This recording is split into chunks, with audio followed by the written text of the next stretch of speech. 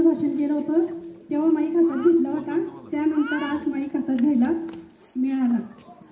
आणि सरांचा आणि मॅडम बहीण भावासारखे पाठीमागे होते म्हणून हे शक्य झालं. लोक तर आम्हाला तिथं म्हणत होते 7 जणींच्या मागे 7 जणी बोलणार नाही, पण 7 जणींच्या मागे 7 जणी बोलणार नाही नव्हत्या तर 7 शिक्षकांचा पाठिंबा होता म्हणून हे शक्य झालं.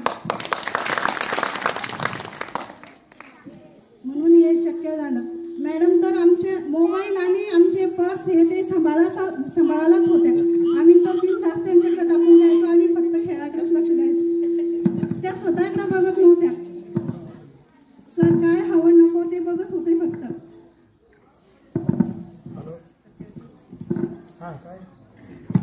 तिथं शिकत असताना तिथले बालपण आठवले आणि तिथंच माझं शिक्षण झालं होतं तळणीच्या शाळेमध्ये.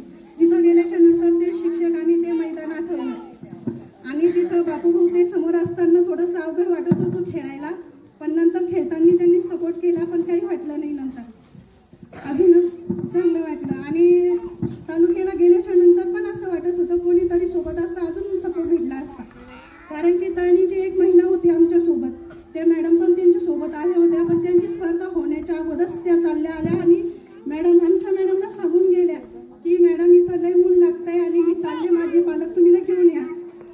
पण आम्ही नंतर आमचं परम भाग्य समजतो की आमच्यासोबत 2-2 एक नसून 2-2 शिक्षक शाळा सोडून आणि अनमोल्य त्यांचा वेळ काढून आमच्यासोबत ते येत होते.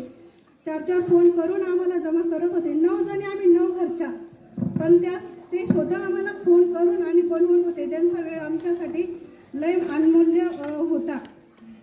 त्यांना फोन करणं, सकाळी तिथं लवकर येणं, म्हणजे ते फोन करत होते तेव्हाच आम्ही इथं येत होतो. त्यांच्या फोन आल्याच्या असं नाही वाटलं एखाद्या वेळेस की त्यांचा फोन नाही आला आणि आम्ही त्यांच्या फोनच्या अगोदरच इथं हजर राहिलो म्हणून. सर त्यांना फोन केल्याच्या नंतरच